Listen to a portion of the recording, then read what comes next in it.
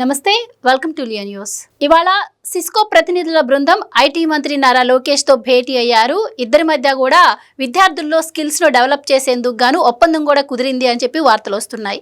ఇంత మంచి సమయంలో ఆ గుంపులో ఒక తోడేలు చేరినట్టు ఒక న్యూస్ అయితే బయటకు వచ్చింది. ఇంతకీ ఆ తోడేలు ఎవరంటే ఇప్పాల రవీంద్రారెడ్డి.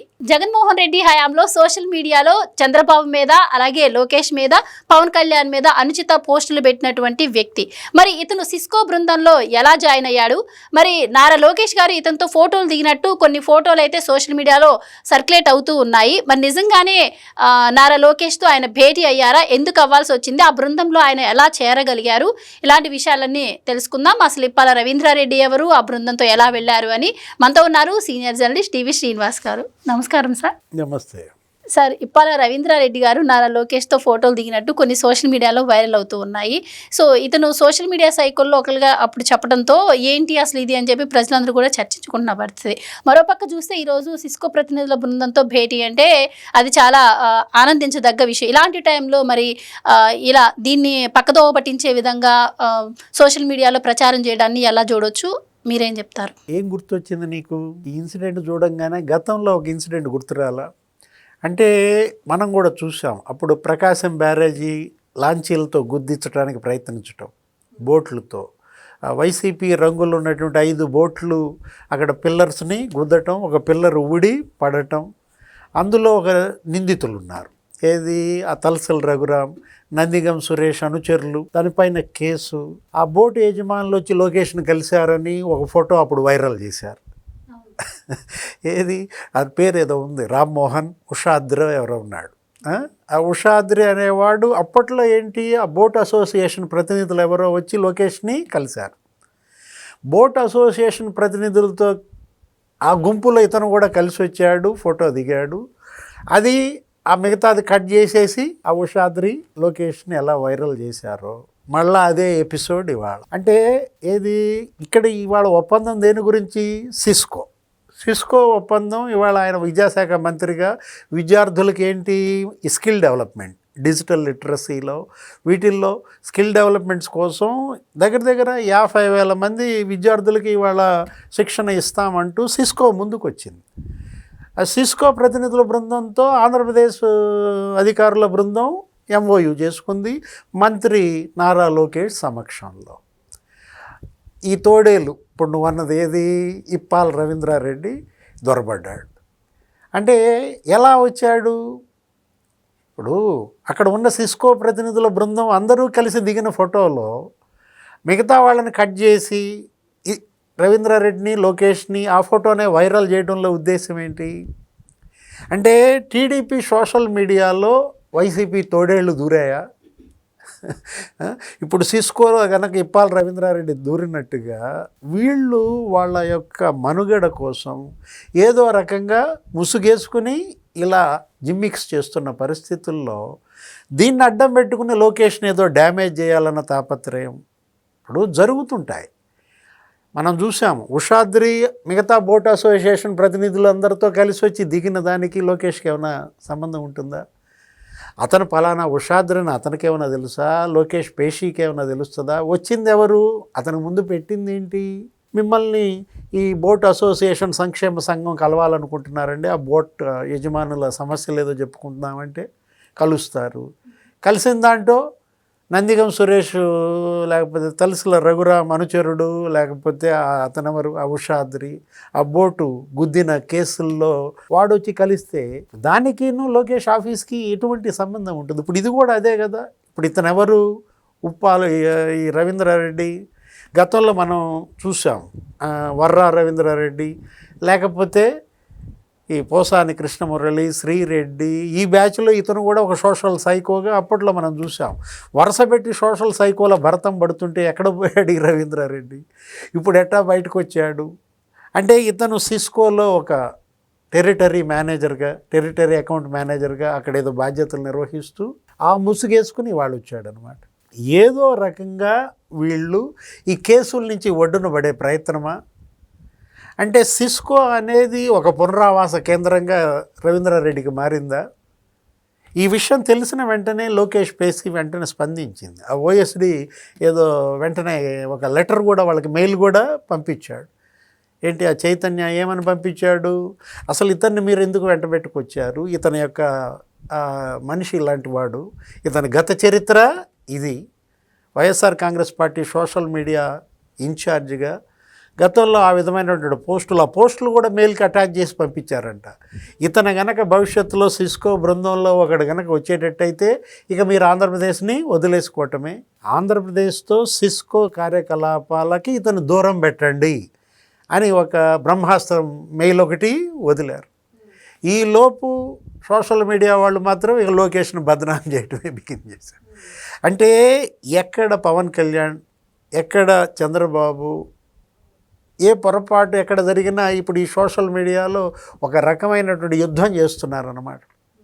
అంటే ఇదా ఇవాళ కావాల్సింది. దీనివల్ల ఏం జరుగుతుంది, ఒక గొప్ప ఒప్పందం మీరు అన్నట్టుగా ఏంది, ఒక మంచి ఎంఓయు. ఇవాళ ఆంధ్రప్రదేశ్ విద్యాశాఖలో అనేక సంస్కరణలు చేపట్టారు. అటు ఉపాధ్యాయుల్ని, ఇవాళ విద్యార్థుల్ని, తల్లిదండ్రుల్ని మనం చూసాం. ఏది దగ్గర 48,000 పాఠశాలల్లో ఒకే రోజు పేరెంట్ టీచర్స్ అసోసియేషన్ మీటింగ్స్. అదొక రికార్డ్ అన్నమాట. ఏది ఒకే రోజు అంతమంది పీటీఏ ఆ మీటింగ్స్ పెట్టడం అనేది. ఇప్పుడు మా విద్యా సంస్థలన్నింటినీ ప్రక్షాళన చేస్తున్నారు. యూనివర్సిటీ వీసీలందరినీ గొప్ప వాళ్ళని నియమించారు. గతంలో వీసీలు ఎలాంటి వాళ్ళు, ఇప్పుడు వీసీలు ఎలాంటి వాళ్ళు, ఇవాళ డిబేట్ జరిగింది. ఏది అసలు నీకు ఎన్ఐటీల్లో పనిచేసినటువంటి సుదీర్ఘ అనుభవం ఉన్నటువంటి ప్రొఫెసర్లు, ఢిల్లీలో పనిచేసినటువంటి వాళ్ళు, హైదరాబాదులో పనిచేసినటువంటి వాళ్ళు, ఖరగ్పూర్ ఐఐటీలో పనిచేసిన వాళ్ళు, వాళ్ళని తీసుకొచ్చి వీసీలుగా పెట్టి లోకేష్ నియమించిన వీసీలని కేంద్ర ప్రభుత్వం కావాలని కోరుకుంటాను. అతను ఎవరో రాజశేఖర్ బాబు. అతన్ని ఏంటి ఇక్కడ వీసీగా పెడితే మాకు కావాలని చెప్పి కేంద్రం తీసేసుకుని పుదుచ్చేరి దానికి వీసీగా నియమించటం. ఒక ఎస్టీ మహిళ ప్రసన్నశ్రీ, ఒక ట్రైబల్ మహిళని వీసీగా చేసిన ఇది. అంటే 9 మంది వీసీలను నియమిస్తే నీకు మరి ఒక సామాజిక న్యాయం, 3 బీసీలు, ఒక ఎస్టీ, ఒక బ్రాహ్మణు, లేకపోతే ఒక కాపు, 2 కమ్మ, అన్ని కులాలతో. ఇప్పుడు ఎవరిని గదిలిచ్చినా 22 ఏళ్ళ అనుభవం. అప్పుడు ఆ ప్రసన్నశ్రీది 23 ఏళ్ళు ప్రొఫెసర్గా అనుభవం. ఇప్పుడు ఉన్నత విద్యా మండలి చైర్మన్గా మీరెవరిని నియమించారు, హేమచంద్రారెడ్డిని నియమిస్తే అతను స్కాములు, ఏదో టెక్నాలజీ పేరుతో, ఏదో యాప్ డెవలప్మెంట్ పేరుతో కోట్లు కొల్లగొట్టారు. విద్యార్థులకు వర్సిటీల సమాచారం ఇస్తున్నాం ఈ యాప్ ద్వారా అని, ఆ యాప్ పేరుతోనే కోట్లు కొల్లగొట్టిన హేమచంద్రారెడ్డి ఉన్నత విద్యా మండలిలో ఫైళ్ళు తగలబెట్టి జంప్, రిజల్ట్ వచ్చిన రోజే జంప్. ఇప్పుడు నియమించిన ఉన్నత విద్యా మండలి చైర్మన్ ఎవరు, మధుమూర్తి, ఎన్ఐటి ప్రొఫెసర్. అంటే ఇవి కదా వాళ్ళ చర్చించుకోవాల్సిన అంశాలు. అప్పుడు విద్యాశాఖను ఎంత భ్రష్టు పట్టించారు, ఇప్పుడు విద్యాశాఖ ఇవాళ లోకేష్ ఆధ్వర్యంలో ఏ విధంగా నడుస్తోంది. ఉపాధ్యాయ సంఘాలతో ఎప్పటికప్పుడు సమావేశాలు పెట్టుకోవటం, ఆ జీవో 117 అది రద్దు చేస్తామని చెప్పి దానికి కావాల్సిన మార్గదర్శకాలు తయారు చేయటం. గతంలో ఉపాధ్యాయుల్ని బ్రాందీ షాపుల ముందు నిలబెట్టారని, లేకపోతే జీవో 117 కాదు అసలు వాళ్ళ బదిలీల్లో కూడా పెద్ద ఎత్తున లంచాలకు పాల్పడ్డారని, ఒక్కొక్క ట్రాన్స్ఫర్కి మరి 5 లక్షల చొప్పున 1250 మంది ఉపాధ్యాయుల ట్రాన్స్ఫర్లు, అదే 50-60 కోట్లు బొత్స సత్యనారాయణ మరి గతంలో మనం చూసాం ఆయన పైన వచ్చిన ఆరోపణలు. అంటే అప్పటి విద్యాశాఖ ఎలా ఉంది, ఇప్పుడు విద్యాధికుడైన లోకేష్ ఆధ్వర్యంలో విద్యాశాఖ ఎలా ఉంది. ఈ గొప్పదనం, ఈ జరుగుతున్న చర్చలు, ఎన్ని ఒప్పందాలు చేసుకుంటున్నారు, ఎన్ని ఎంఓయూలు కుదుర్చుకుంటున్నారు. ఒక వైపేమో యూనివర్సిటీలని రాజకీయాలకు దూరంగా విద్యాబోధనే లక్ష్యంగా గతంలో రాజకీయ కార్యకలాపాలకు కేంద్రంగా యూనివర్సిటీలు చేశారు. ఆంధ్ర యూనివర్సిటీ వీసీ ప్రసాద్ రెడ్డి, రాజశేఖర రెడ్డి పుట్టినరోజు చేస్తాడు, జగన్మోహన్ రెడ్డి పుట్టినరోజు చేస్తాడు, విజయసాయి రెడ్డితో షికారుకి వెళ్తాడు. వైసీపీ ఎమ్మెల్సీ ఎన్నికకు వీసీకి ఏమైనా సంబంధం ఉందా? పెద్దిరెడ్డి చెప్పాడని శ్రీనాథ్ రెడ్డిని ఎస్వి యూనివర్సిటీగా పెడతారు. అవినాష్ రెడ్డి చెప్పాడని ఒక 40 మందిని అవుట్సోర్సింగ్ నియామకాలు జరుపుకుంటారు.